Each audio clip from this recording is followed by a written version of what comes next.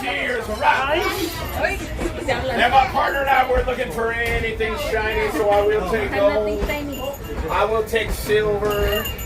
Honestly, I'll pretty much take anything with this lady's forehead right here because I know it's a hot day. Yeah. All right. So who's got what? Wait, is this yours? No. You're not hers? Are you sure about that? Oh.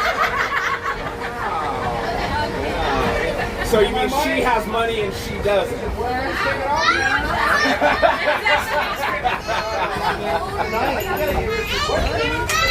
Sitting out by yourself? Got any money? Why?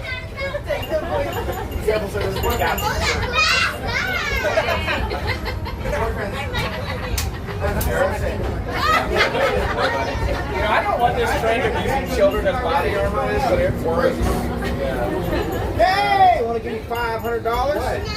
Why?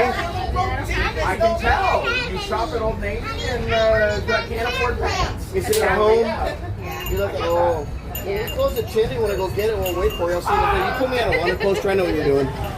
Marcus, leave me, I gotta go.